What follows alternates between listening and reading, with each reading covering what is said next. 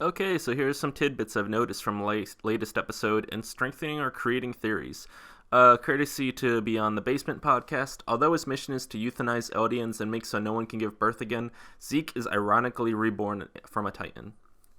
I forget which YouTubers this is from, but someone mentioned how Ymir healing Zeke could be the representation of the Titan's healing powers, and this is the first time Zeke was on the other side witnessing it firsthand, because he was kind of on the brink of death as well as needing to be wombed by the other Titan to help him heal. When rewatching or just overthinking, I realized that Eren put all his friends and those who mattered most to him in a cage under the most protected stronghold in the city, because he clearly intends to destroy the world in hopes of them creating a better one in the wake.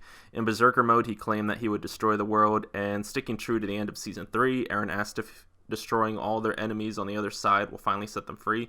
He knew they would be against it, so he needed to do everything he could for them to be against him and caged him away. If he listened to Yelena saying to hide, Marley would have searched and possibly found the others, because Yelena probably would have not really tried to protect them, in which case they could have ended up shooting or killing the likes of Armin, Mikasa, and all, because they weren't protected.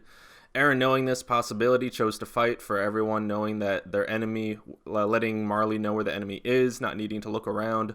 Not only that, but he doesn't care really for the Jaegerists. They're all willing to go against those who did everything time and time again to save humanity. So if anything, Eren managed to herd out the black sheep. Also figured recently that we will soon have to accept the fact that we are about to lose Pixis.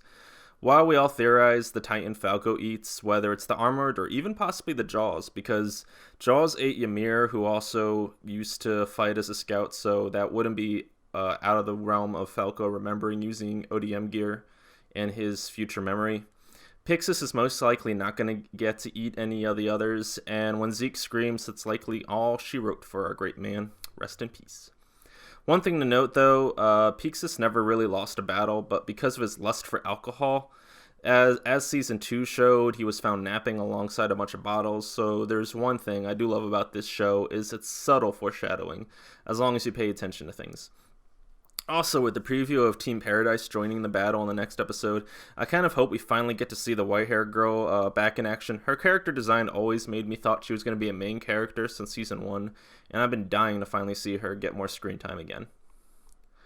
Leading into that, with no one manning the walls, Marley was able to land from the sky unharmed. Thanks a lot, Eren. Marley dominated a lot of this battle, mainly because the Jaegerists are filled with younger recruits whose only other battle experience is probably the Libero attack, and older nobodies who don't have any leadership experience. Depending on what Flock's position is, I don't think Eren recruited one leader in all those 4 years.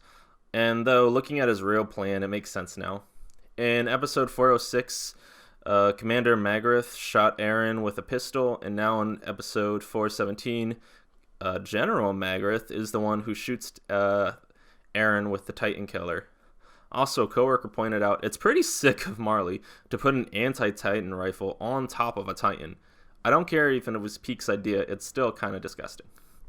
In his first mission as a Titan, in Season 1, Eren successfully closes up the walls with his Titan powers. Now, in the final season and his final mission, Eren is going to tear down the walls. I like that. To Eren, the walls never represented protection, but being caged. It's also given for an overall point to be made at the end of the series. There will never be world peace or acceptance with Eldians in the world as long as the walls are there.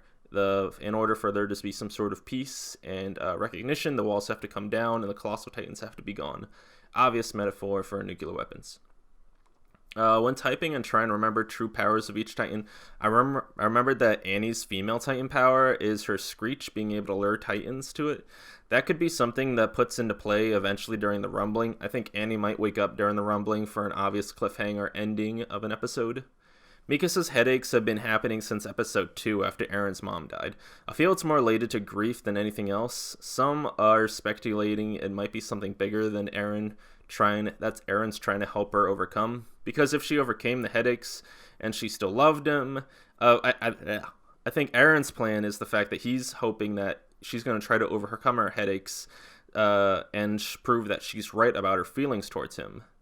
And the headaches might be something important, not just a throwaway, maybe connecting to the rumbling or the fact that she's not only an Ackerman, but she's also an Eldian with powers. and maybe connecting to the rumbling or the fact that not only she is an Ackerman, but also royalty in that regard. And we all know that within Eldians involves some sort of powers. Anyway, that's the meat of the things I came up with when watching this episode.